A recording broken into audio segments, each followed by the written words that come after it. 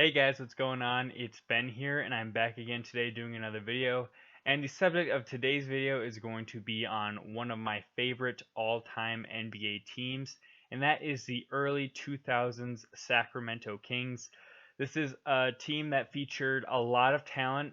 Most notably, you'd probably think of first off Chris Webber, Peja Stojakovic, and Mike Bibby. Those were really the big three of this team over that time frame.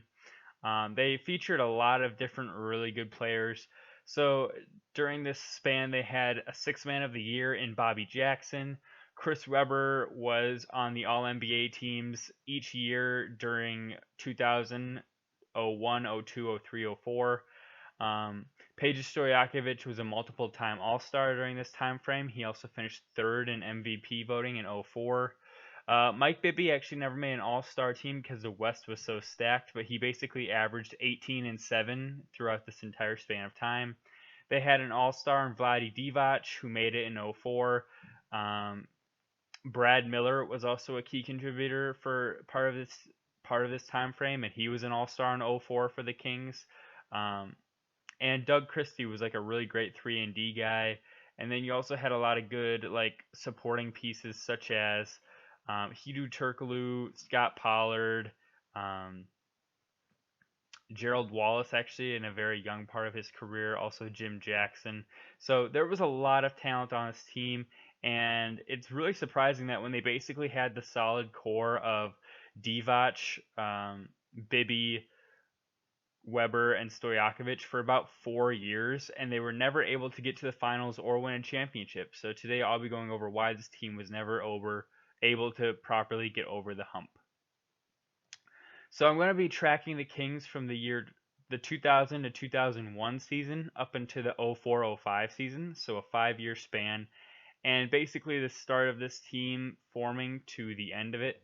So starting in 2000 to 2001, the Kings kind of pulled it all together. They brought in Bobby Jackson to be their sixth man, and they brought in Vlade Divac that year to be kind of like an anchor on the inside. Um, and actually, he may have been there for a little while, but they brought in Scott Pollard as well. And this team got a lot better at defense. The year before, they had won 44 games and were really good offensively, but this year they really brought it together on defense as well. And so the primary core of this team was a starting lineup of Weber, Stojakovic, Doug Christie, Vlade, and Jason Williams running the point, with a bench of Bobby Jackson, Scott Pollard, and Hedo Turkoglu. And that core was good enough to finish with 55 wins in the Western Conference, and they were the third seed. Um, this year they finished ninth in offensive rating and seventh in defensive rating, and they were highlighted by Weber leading the way, averaging 27 and 11, Stojakovic averaging 20, and then Vlade and Doug Christie each adding in 12 points a game. And this team was good, but they just weren't quite at the level they needed to be, as far as they actually didn't have enough scoring options for seeming like a really potent offensive team, having Jay Will running the point for Weber and Stojakovic. And they lost in the second round to the Lakers, who were the 2 seed. They lost in a sweep, 4 games to 0. And so this team was like, hey, we went up from 44 to 55 wins. We seem to be doing promising. I think at this point, Chris Webber was like 27, so right in the heart of his prime, and they were ready to go on a good stretch. Stojakovic was like 24, I think. Vlade was on the downside of his career. He's like 32. Doug Christie was like 30 or 31. And Jason Williams is like 23. So they overall had a pretty good core, and they were ready to keep on succeeding and moving up. So the next year they took a big jump, and that was really spearheaded first off by a trade. They sent Jason Williams to the Grizzlies in exchange for Mike Bibby. And as I said, they were looking for kind of like one more scoring option to help this team on offense, and they found that in Bibby, and that he could basically replicate the floor general aspect that Jason Williams brought to the game, but he was also able to score off the dribble and create his own shot, which is something Jason Williams really couldn't do. So considering that, they were able to um, add another scoring dimension to this team, and they saw themselves improve quite a bit as a result. Mainly, they had, let's see here. Mainly, they had more scoring from Bibby, as I said. He was averaging this year. Um, he actually only averaged 14 points per game, but that's still five more points than what Jason Williams averaged. He provided the same amount of assists, which was only five, but they didn't need too many assists from the point because they ran a lot of the offense through Weber, who averaged five assists as well, which is really good for a 6'10 power forward. Basically the same exact core, but they they had Bibby instead of Jason Williams. It's also something notable here is that Chris Webber missed like 30 regular season games because he battled injuries a little bit. But similar stat lines for everybody. Webber averaging 24 and 10, Stojakovic 21 points a game, Vlade 11, Doug Christie 12, Mike Bibby 14, Hito Turkoglu 10, and then Bobby Jackson 11. This team won 61 games. They were third in offensive rating and sixth in defensive rating, and um, they led the Western Conference, and they were second best record in the or actually they were the best record in the NBA. They played a really fun, free-flowing style where, like as you can see from me reading off the stats, they had a lot of different guys who got to score the ball a lot. And outside of Chris Webber, this team was really healthy. You had main contributors like Christie, Bibby, Vlade, Turkoglu, Bobby Jackson, Scott Pollard. All those guys played at least 80 games, and Stojakovic played 71. So basically, as a team, they were really healthy outside of Webber. And they did pretty well in the playoffs. They won their first two rounds against the Jazz and the Mavericks, and then they met up with the Lakers in the conference finals. And a problem that they ran into was that Stojakovic was out for much of the playoffs. Between the second round and then most of the conference finals, I think he played only like 3 games in the conference finals. But he really was not himself because he had sustained an injury late in the regular season, and he really was inefficient in the Western Conference Finals. I think he shot like 35% from the field. So if you're ever wondering why did the Lakers beat the Kings, that was part of the reason is that their second best player really wasn't himself, in that he missed most of that Western Conference Finals, and then when he came back, he was basically rusty, still a little bit injured, and not completely himself, and not playing at full speed, and playing relatively bad for himself. His averages from regular season to the postseason went from averaging 21 points, shooting 48% from the field, down to averaging 15 points, shooting 35% from the field, so down quite a bit. Also, they were up 2-1, and I'm not trying to play the luck is a factor card here, but the Lakers made like a game-winning shot at the end of Game 4 that was very, very lucky, and that the Kings actually tipped the ball out with like 2 seconds left instead of securing the rebound. Vlade Divac tipped the ball out to the three-point line, but Robert Horry intercepted it and just basically heaved up a prayer and made a game-winning three-pointer for the Lakers to win by one. Um, and I'm not saying that like that takes away from the Lakers, but they would have gone down 3-1 at that point, and I really don't think that they would have come back based on the Kings playing Game 5 at home. Also, the Lakers got this like historic Game 6 bailout where I think they shot like 48 free throws to the Kings like 16. So they really got a big break there. So the Kings lost this year in the playoffs basically because of the Stojakovic injury, a Hail Mary prayer that Robert Horry made, and the refs kind of bailing the Lakers out, which they actually did confirm later on that it was a conspiracy to have the Lakers win the series because no one wanted to see a Sacramento, New Jersey finals. Okay, so we have the Kings losing in 0-2. They go into 0-3 with basically the exact same core, and they do really well again. They were second in the West this year, and they finished with 59 wins. This is the year that Bobby Jackson won Sixth Man of the Year.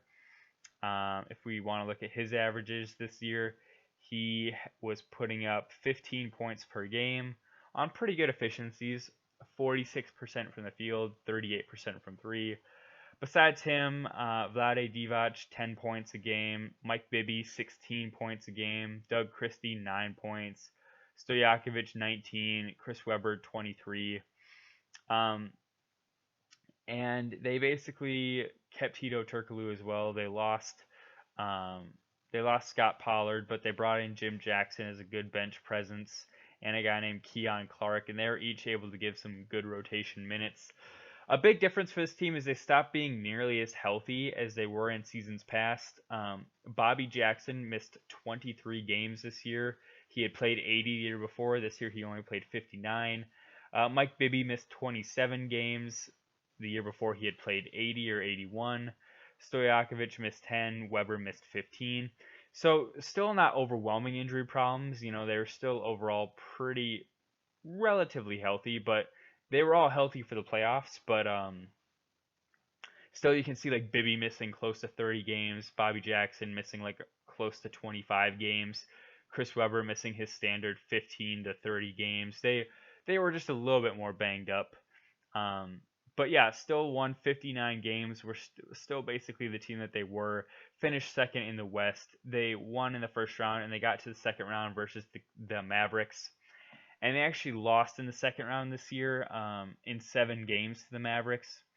And a big part of this is Chris Webber got injured at the end of game 2, and he missed the rest of the playoffs. And of course, when you're down your best player, you're obviously going to struggle a lot more. And I think it's actually super impressive that after that game 2, the series was tied 2-2, and the Kings still brought the series to 7 games. Mind you, one of which they lost in double overtime by 4 points. I believe that if Chris Webber were healthy, they likely would have won that game.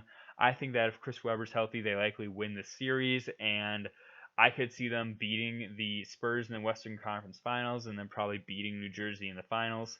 I think if they were going to do it, this was the year that they were going to do it.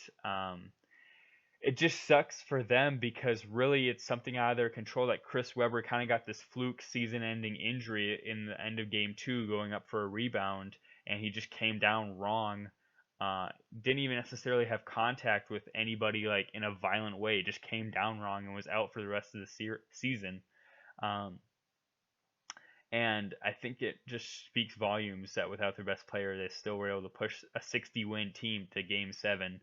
But yeah, so they fell this year as well. But again, 59 wins, they were still right there, really good. They just couldn't get it done without their best player. So the next year they come in again. They're again a really good offensive team, but this year they fell off defensively. They were still second in offensive rating, but they dropped down to 21st in defense. The core of this team was again pretty similar to what it had been in years past, but now they brought in Brad Miller to basically replace Scott Pollard as the backup. So this year they had Stojakovic play really well. He averaged 24 points a game, played 81 games, finished third in MVP voting. Brad Miller actually was an all-star this year for the team. He averaged 14 and 10 for them as a really nice fill-in for Chris Webber, who, now to mention Chris Webber, he averaged 19 and 9 this year, so okay for himself, but he missed 50 games. So actually he missed 60 games now that I look at it, which is a huge blow. He only played 23 games, so if you want to be technical, he missed 59, but I'm just going to round up to 60. So yeah, they had to basically play this entire year without Chris Webber. Mike Bibby averaged 18 a game. You had Divac averaging 10, Doug Christie averaging 10, and Bobby Jackson averaging 14. So again, basically the same core of Stojakovic, Bibby, Christie, Divac, Jackson, with Webber out for most of the year, and Brad Miller basically is his replacement. And if you look at the 04 playoffs, another year where they could have gotten to the Western Conference Finals. They lost in the second round to the Timberwolves. And really, after Chris Webber had sustained that injury the year before, he was just not the same player afterwards. His lift was gone. He did not have the agility or athleticism that he previously really used well to his advantage. He was much more ground bound. So he just as a player was basically like a noticeable drop off, and also they had this stretch in Game 7 of the series versus the T Wolves where they couldn't hit water if they fell out of a boat. I think at the end of the first quarter they had like 13 points, and at halftime they had 31. And just basically for a team that was second in the league in offensive rating, they played a terrible Game 7 where um, nobody could hit anything. And so I would really chalk up this season not succeeding to um, Chris Webber basically being a non-factor the whole year, and even when he did play late in the regular season and in the playoffs, he was basically a worse version of himself. Um, and then beyond that, just basically going through a really, really, really unlucky cold spell in the last game of the season, the Game 7 versus the Wolves. All right, now we come to the last year of this core, 2004 to 5, and the Kings were third in offensive rating again, but pretty low in defense again at 23. And this was a different year for them in that they started trading away the core that we had come to know. Doug Christie was shipped out for Katino Mobley to the Magic, and then Chris Webber was shipped out for Matt Barnes and Corliss Williamson and Kenny Thomas, basically a trio of role players from Philadelphia. And so the core of this team looked like Katino Mobley averaging 18 a game, Mike Bibby averaging 20 a game, Stojakovic averaging 20, Brad Miller averaging 16. They also had gotten rid of, or Divac's contract was up, so they had lost him to free agency. But Bobby Jackson was still there, averaged 12 a game.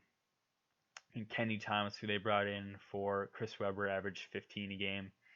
So your main core was those guys, Jackson, Bibby, Stojakovic, Mobley, Miller, and Thomas. And the big problem here this season and the regular season was that Bobby Jackson missed all but 25 games. And considering that in years past he had given them around 15 points a game, that was a pretty big blow for them. Um, and really, like, they basically got the equivalent of 30 cents on the dollar for Chris Webber. Um, Kenny Thomas was basically a mediocre replacement for him, like average starter quality. Katino Mobley was pretty good, but they lost a lot of defensive prowess, losing both Bibby and Divac. Um, and so this team, I believe, lost in the first round to the Sonics. And they basically just were a bad defensive team, and that's why they didn't really succeed this year. So to quickly repeat each season and why the team failed, in 01 they lost to the Lakers in the second round, basically because they didn't have a third playmaker and or shot creator, and they weren't experienced enough. 02, Stojakovic was out for a lot of the playoffs. Robert Horry made a miracle shot, and Chris Webber, or excuse me, the refs bailed out the Lakers in Game 6. 03, Chris Webber missed the last 5 games of the series versus the Mavericks, and so they really just couldn't recover without having him in the series. 04, Webber missed all but 23 games during the regular season. He really wasn't himself when he came back for the playoffs either, and the Kings basically went on a terrible shot making spree in Game 7 where they missed like 12 straight shots at one point versus the Timberwolves and just were really cold. And then last year, 04-05, they had to trade away Christie and Chris Webber. They also lost Divac to free agency. And basically, with the parts that they brought in, they were a much worse defensive team, and they slipped a lot in the standings, and they just couldn't keep up on defense against anybody.